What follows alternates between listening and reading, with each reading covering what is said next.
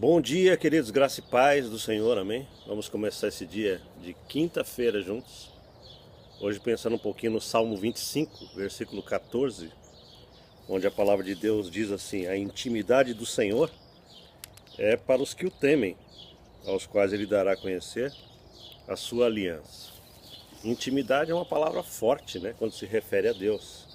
Intimidade não é algo dado a muitos, há uma quantidade enorme de pessoas. Intimidade é algo de individualidade. Quando se fala de intimidade, fala de proximidade, de conhecimento íntimo, de conhecimento profundo. E Deus quer que cada um de nós tenhamos intimidade com Ele. Se você pensar, por exemplo, numa figura pública de grande importância, como o presidente de uma nação ou qualquer outra coisa assim, você conhece ele pela televisão, você sabe que ele existe, né? Mas aqueles que têm intimidade com este tipo de pessoa são muito poucos. Com relação a Deus, isso acontece também. Muita gente diz assim: ah, eu gosto de Deus, eu amo a Deus, eu conheço Deus, mas não tem intimidade com Ele, não está numa aliança. Esse versículo fala exatamente sobre isso.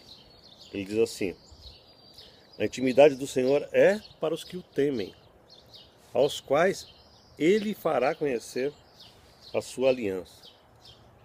Queridos, a ligação com Deus é uma ligação de aliança. Ninguém pode ter relação com esse Deus bíblico sem a aliança do sangue de Jesus Cristo. Portanto, existem milhões de pessoas que falam assim: ah, eu sou filho de Deus, eu conheço Deus, e não tem a mínima ideia de que Deus não se relaciona conosco na intimidade sem uma aliança, sem uma mediação poderosa de aliança, de sangue de Jesus, do próprio Filho dele. Essa revelação é crucial para que todo mundo possa entender que ter relação com Deus tem que ter a mediação do sangue de Jesus Cristo. Sem essa mediação nós não podemos ter intimidade com esse Deus. Deus não pode se relacionar conosco.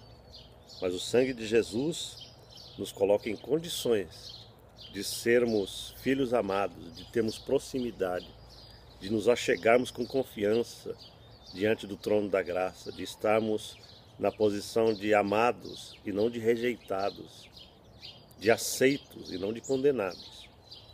Portanto, intimidade com o Senhor é para aqueles que temem a Deus, para aqueles que renunciam, não é, a vida separada de Deus e fala: Senhor, eu quero estar numa aliança contigo, eu quero deixar a religiosidade de lado, eu quero deixar a tradição que eu recebi na minha mente, e eu quero conhecer o Senhor na intimidade, em espírito e em verdade.